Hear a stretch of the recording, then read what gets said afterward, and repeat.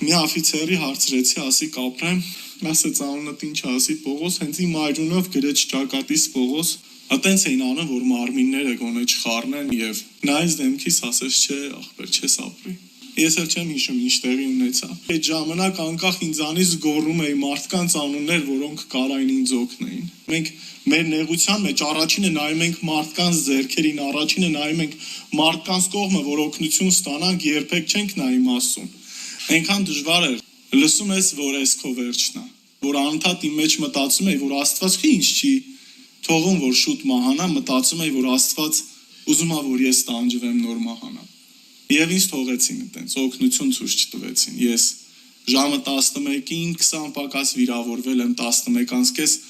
հասել եմ այդ հատվածում եւ ինձ ասել են չենք օգնի ու ես այդ ամբողջ ասկոլկեքով վերքերս բաց, ինչքան վերքեր եմ ես ունեցել ու բաց արնահոսում եմ։ Կրծքավանդակի սարուն ես տերնում էի ոնց էր ամեն զարկիցս մոտ այսքան բարձրանում։ Ես աղոթում էի, խնդրում էի, ասում էի Տեր, ներիր ինձ, ես ուզում եմ քո մեջ լինեմ։ Ժամը 5-ի կողմերն էր։ Չեմ կարող ասեմ ինչա կատարվել իմ հետ, ես զարթնել եմ արդեն ուշքի եմ եկել 5:30 էր մոտավորապես։ Ես անընդհատ տեսիլք էի տեսնում, որ միտեղ եմ լիքը սքավոր մայրեր կան, որոնք իմ մեջքի հետևն են եւ Վահրամն ու Դավիթը, որ իմ ընկերներն էին, որոնք արդեն զոհվել էին, այդ ընկերս էլ որյան ասել է շուտ իջացրեք, ինքն էլ էր արդեն զոհվել, իրանք բարձրանում էին մի բեմի նման միտեղ ու ասում էին այս մեր միջոցառումն է։ Քոնը չի հետ գնա ու ես ուզում էի բարձրանալ հենց այդտեղ, որտեղ որ ուրախություն կար, խաղաղություն, ցավ չկար։ Ու երբ որ բարձրացա այդ ժայռի վրա, Վահրամը ինձ բրդեց, ընկնելուց մտածեցի, որ այս վերջն է ու ես հեսա կմահանամ, երբ որ աչքերս բացեցի, Քրիստոսի ոտքերի առաջ էի։ Գիտեք, առաջի զարմանքս ինչ էր,